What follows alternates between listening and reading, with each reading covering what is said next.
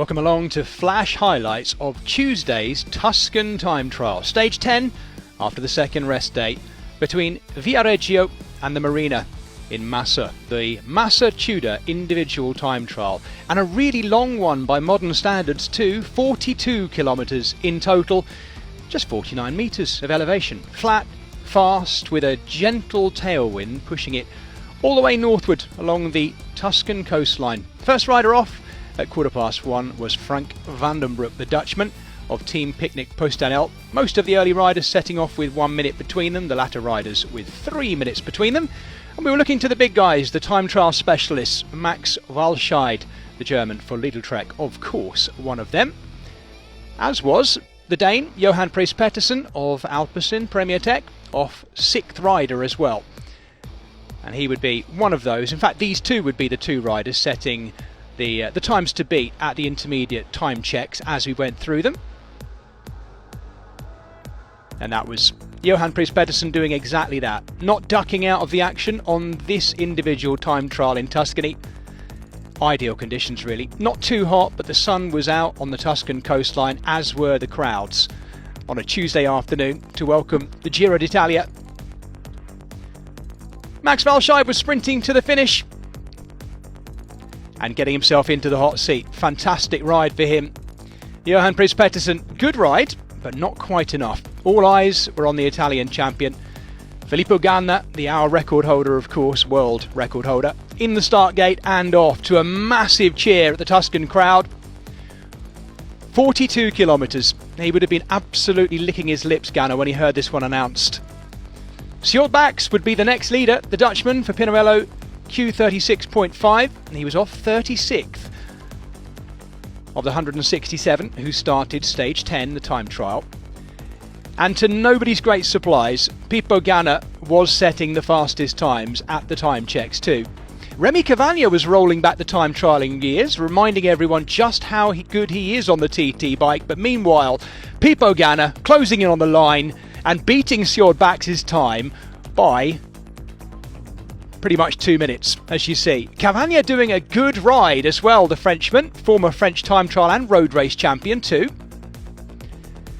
Derek G. West setting out for Lidl Trek to see if he could improve on his general classification placings, starting the day in 14th place, 6 minutes 15 down. Jai Hindley had been looking so good in the mountains, as had Ben O'Connor, started the day in 8th, 5 minutes 3 seconds down.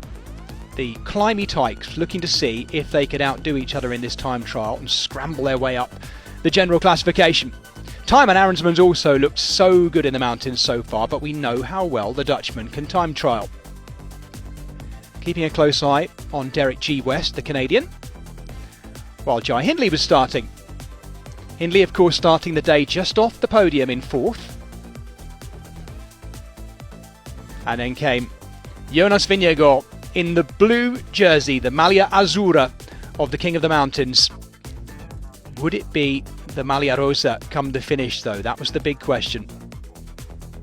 Speaking of which, the Maglia Rosa himself, the man who's led this race for more than half of the race stages so far, Afonso Eulalia. A lot of people thought he wouldn't survive beyond Blockhouse, but he did that. He survived the weekend, he survived the second rest day, and here he was in the Maglia Rosa in the time trial, the only time trial in this year's race. Could he hang on to the race lead? Derek G. West finished. I mean, we're comparing his time to Pippo Ganna. Actually, it was a good ride. And then came Thymen Arensman. Ignore the time deficit to his teammate Pippo Ganna, because he was going in second. Great ride by the Dutchman, inside 2 minutes down to one of the greatest time trialists of all time, Pippo Ganna. And then came Jai Hindley. Jai Hindley actually probably performing around about where most people would have expected him to. Then came Jonas Vingegaard, 3 minutes down on Pippo Ganna. And then came the Maglia Rosa himself. And as he was coming to the line, the calculators were out. Had Afonso Eulalia done enough to hold the lead? You'll see that in just a moment. Pippo Ganna knew what we'd all known for some time. What a dominant win in this 42k time trial, ahead of his own teammate, Thymen Arensman, in second. And there it was. Afonso Eulalia had done it. 27 seconds his lead after today over Jonas Vingegaard, but he would start another stage in the Maglia Rosa. Paul Magnier still pretty in the Maglia Ciclamino, of course. And Jonas Vingegaard leading the Maglia Azzurra, the King of the Mountains competition. Maglia Bianca is of course that of Afonso Eulalia.